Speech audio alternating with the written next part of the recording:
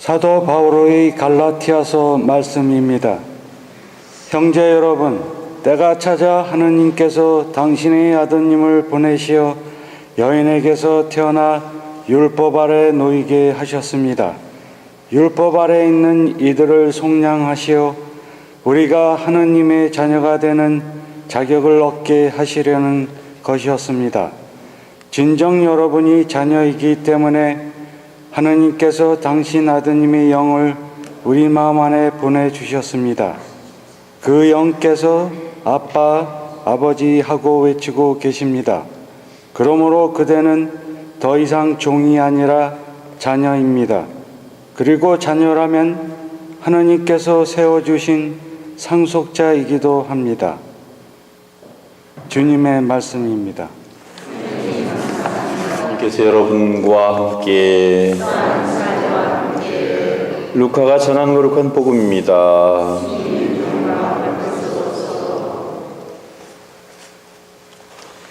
그때의 목자들은 서로 말하였다. 베들레헴으로 가서 주님께서 우리에게 알려주신 그 일, 그곳에서 일어난 일을 봅시다. 그리고 서둘러 가서 마리아와 요셉과 구유에 누운 아기를 찾아냈다. 목자들은 아기를 보고 나서 그 아기에 관하여 들은 말을 알려주었다. 그것을 들은 이들은 모두 목자들이 자기들에게 전한 말에 놀라워하였다. 그러나 마리아는 이 모든 일을 마음속에 간직하고 곰곰이 되새겼다.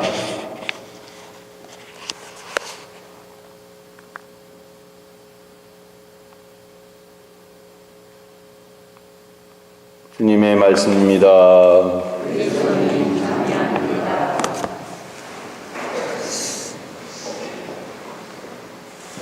여러분들이 생각하시기에 여러분들이 어린 시절이나 혹은 젊은 시절을 보낼 때보다 요즘이 더 세상 사는 재미가 더 있고 또 더 행복하십니까? 아니면 그래도 고향에 어린 시절에 또 젊은 시절에 있었던 그 시절이 더 아름답고 좋았다고 생각합니까?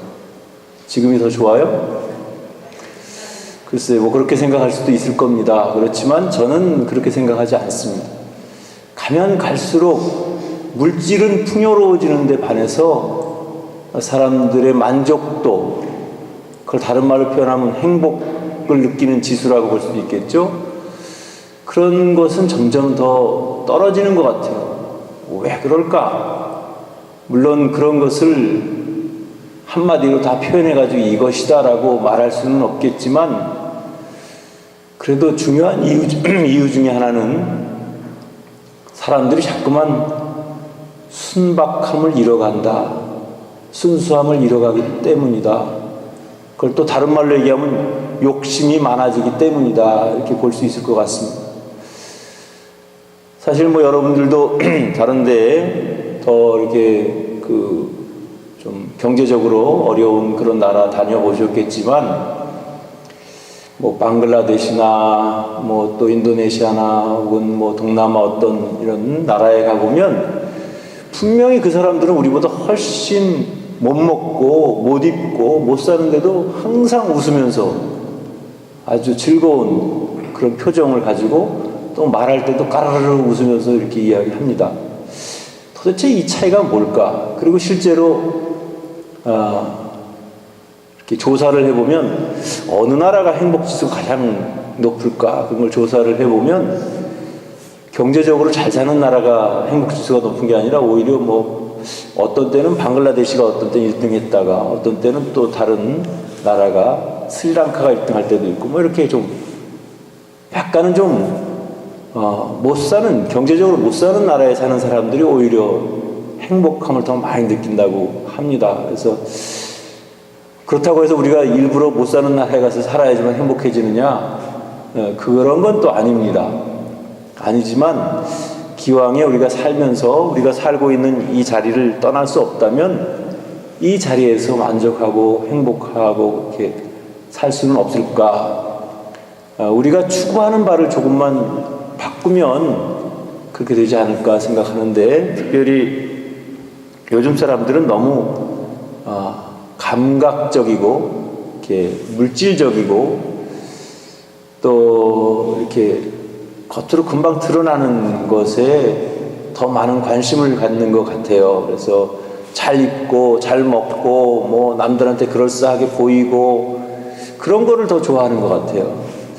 그런 거에 비해서 과거의 사람들은 그래도 아주 아름다운 마음씨라든지 훈훈한 인정이라든지 이런 거를 더 가치 있게 생각했던 것 같습니다. 그래서 그것을 한마디로 표현한다면 우리가 내적인 삶을 좀 살아야 되지 않을까. 맨날 외적인 것에만 관심을 두고 외적으로만 자꾸만 무엇인가를 찾으려고 하면 점점 속은 내적으로는 점점 더 허기져가고 점점 더 메말라가고 그래서 오히려 행복한 마음을 느낄 수 있는 그런 기회가 점점 줄어드는 것 같아요. 그래서 우리가 내적인 삶을 살아야 되는데 그런 내적인 삶을 잘 사셨던 분들이 성인 성녀들이고 그 중에서도 특히 우리가 오늘 기념하고 있는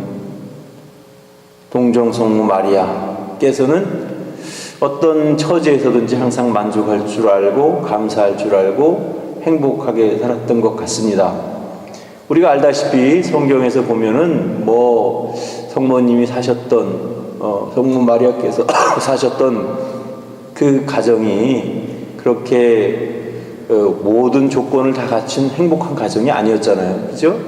남편이 있지만 남편은 사실은 실질적인 그런 남편은 아니었고 그냥 형식적으로 때에 따라서는 마리아와 요셉을 보호해주는 보호자로서의 역할을 했을 뿐이고 또 그 직업도 뭐 돈 잘 버는 직업도 아니고 그냥 시골의 목수.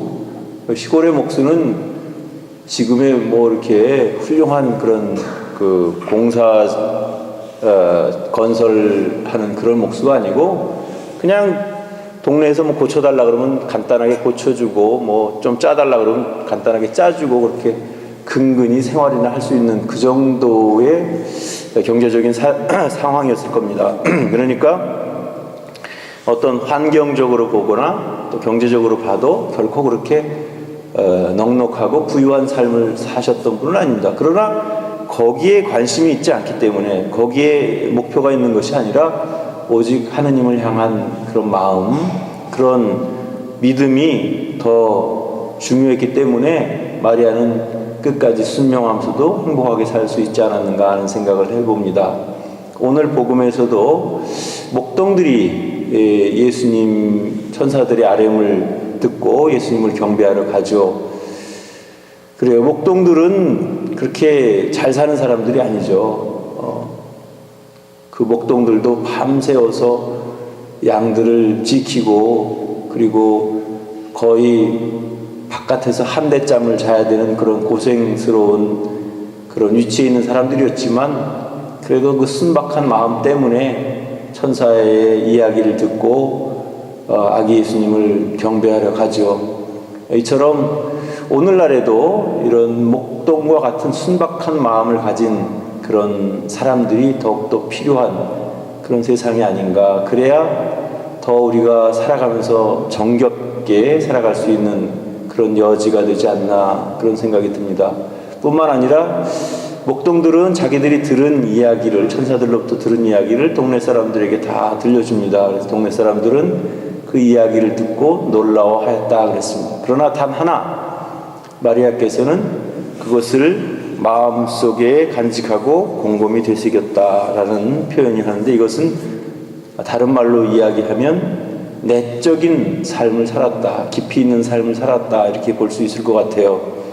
요즘 우리는 너무나 쉽게 판단하고 쉽게 그 결단을 내리고 또 쉽게 생각하다 보니까 가끔씩 보면 실수할 때가 더 많은 것 같아요. 그래서 사실 어떤 진리를 알고 그 진실에 대해서 알려는 그런 노력보다는 그냥 생각나는 대로 인스턴트 같이 그냥 즉흥적으로 생각을 하다 보니까 사람의 심지도 깊지 않고, 그래서 남을 생각해주고 배려해주는 마음들도 부족하고, 그래서 결국 너와 나의 그런 관계가 점점 더 소원해지고 멀어질 수밖에 없는 그런 관계가 아닐까 하는 생각을 합니다. 그래서 우리에게 주어지는 2013년 이 새해에는 무엇보다도 우리가 내적인 삶을 좀 더 깊이 있는 삶을 살도록 노력하면 얼마나 좋을까 하는 생각을 하면서, 그 모델로 성모 마리아께서 사셨던 것과 같은 그런 목표를 가지고 그분을 모델로 해서 살면 우리가 좀 더 이런 팍팍하고 이렇게 여러 가지로 어려운 상황에서도 늘 넉넉하고 조금 마음의 여유를 가질 수 있는 그런 삶을 살아갈 수 있지 않겠는가 하는 생각이 듭니다. 그리고 실제로 그렇게 살아가는 사람이 행복한 사람이에요. 행복이라는 게 따로 있는 게 아니고 내가 마음으로 느끼면 그게 행복이죠. 남들은 다 나보고 행복하다고 얘기해 준다 하더라도 내 마음이 허하고 내 마음이 허탈하면 행복한 게 아니에요. 행복한 거는 남들이 인정해 주는 게 아니라 내가 스스로 느끼는 겁니다. 그래서 외적인 조건 뭐 그런 모든 것들이 갖추어져야만 행복하다는 그런 생각보다는 오히려 내가 내 마음속에 순박함을 찾고 순수함을 찾아서 거기서 비로소 행복함을 느낄 수 있는 그런 우리 자신들이 되었으면 좋겠습니다.